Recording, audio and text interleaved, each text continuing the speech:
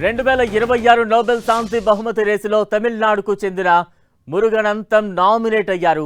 భారత్ నుంచి ఆయన అధికారికంగా నామినేట్ అయినట్టుగా తెలుస్తోంది. ప్యాడ్మ్యాన్ గా ప్రసిద్ధి చెందిన మురుగనంతం 2026 నోబెల్ శాంతి బహుమతి రేసులో నిలిచారు. ఈ ఏడాది నోబెల్ శాంతి బహుమతి రేసులో మొత్తం 287 మంది నామినేషన్లు వచ్చాయి. అందులో తమిళనాడుకు చెందిన మురుగనంతం ఒకరు. భారత్ నుంచి మురుగనంతం నామినేట్ అవడంతో ఆయనకు పలువురు ప్రముఖులు విషెస్ చెబుతూ ఉన్నారు. తమిళనాడుకు చెందిన మురుగనంతం మహిళల ఆరోగ్యం, పరిశుభ్రతపై అవగాహన కల్పించడంలో విశేష కృషి చేశారు. మురుగనంతం తక్కువ ధరకే శానిటరీ నాప్కిన్లను తయారు చేసే యంత్రాన్ని కనిపెట్టి గ్రామీణ మహిళలకు ఋతుస్రావ పరిశుభ్రతపై అవగాహన కల్పించడంలో మరియు వారికి ఉపాధి కల్పించడంలో కీలక పాత్ర పోషించారు.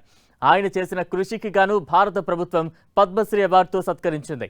అంతేకాకుండా ఆయన జీవిత చరిత్ర ఆధారంగా ఓ సినిమాకు కూడా తెరకెక్కించారు. బాలీవుడ్ హీరో అక్షయ్ కుమార్ ప్రధాన పాత్రలో ప్యాడ్మ్యాన్ చిత్రం తెరకెక్కించారు. మురుగనంతం చేసిన విశేష కృషి వల్ల గ్రామీణ ప్రాంతాల్లో మహిళల జీవన ప్రమాణాలు మెరుగుపడ్డాయి. నోబెల్ శాంతి బహుమతికి నామినేట్ అవడంపై ఆయన హర్షం వ్యక్తం చేశారు.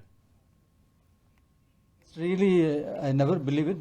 As usual, when in 2016, somebody calling from Hindu, Muruga, you are selected for Bhattam Shri. I think her name is Preeta. Still is working there. Preeta maybe is different Muruganandam.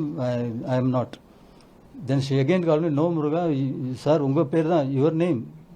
Like that I told sir. Then they said, because especially the Nobel, you cannot submit for yourself, or your friends cannot submit, your family cannot submit. Some other third party, dean level, somebody they have to submit.